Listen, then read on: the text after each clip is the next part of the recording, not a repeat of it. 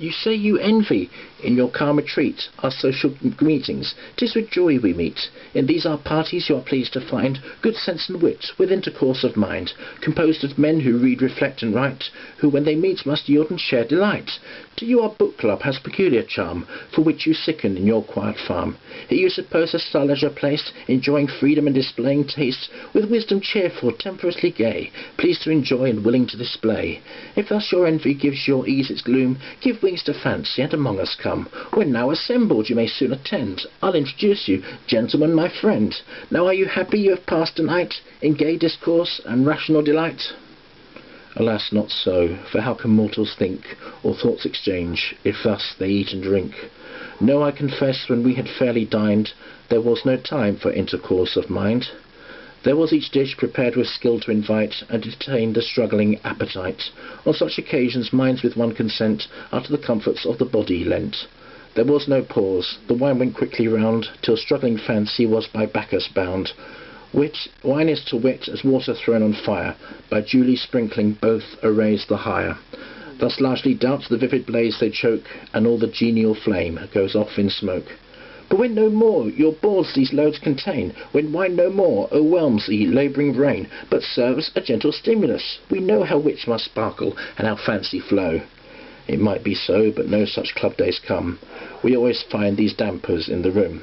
If to converse were all that brought us here, a few odd members would in turn appear, who dwelling nigh would saunter in and out, o'erlook the list and toss the books about, or yawning read them, walking up and down, just as the loungers in the shops in town, till fancying nothing would their minds amuse, they'd push them by and go in search of news.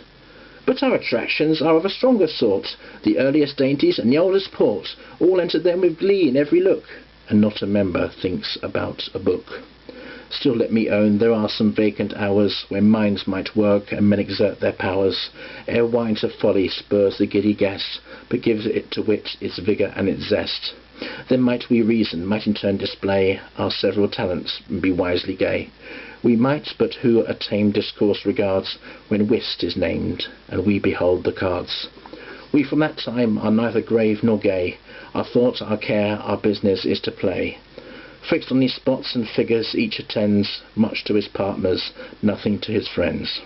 Our public cares, the long, the warm debate, that kept our patriots from our beds so late. War, peace, invasion, all we hope or dread, vanish like dreams when men forsake their bed. And groaning nations and contending kings are all forgotten for these painted things. Paper and paste, vile figures and poor spots, level all minds, philosophers and sots, and give an equal spirit, pause and force, joined with peculiar diction to discourse. Who deals? You led. We're three by cards. Had your honour in hand? Upon my honour too. Hour after hour men thus contending sit, grave without sense, and pointed without wit. Thus it appears these envy clubs possess no certain means of social happiness. Yet there's a good that flows from scenes like these. Man meets with man at leisure and at ease. We to our neighbours and our equals come, and rub off pride that man contracts at home, for their admitted master he is prone to claim attention and to talk alone. But here he meets with neither son nor spouse, no humble cousin to his bidding bows. To his raised voice his neighbours' voices rise, to his looker's lofty look replies.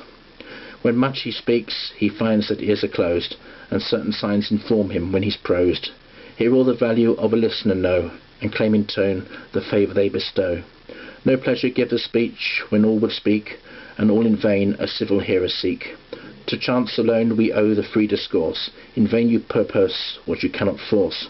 'Tis when the favourite themes unbidden spring, that fancy soars with some unwearied wing. Then may you call in aid the moderate glass, but let it slowly and unprompted pass. So shall there all things for the end unite, and give that hour of rational delight. Men in their clubs repair themselves to please, to care for nothing and to take their ease. In fact, for play, for wine, for news they come, discourse is shared with friends or found at home.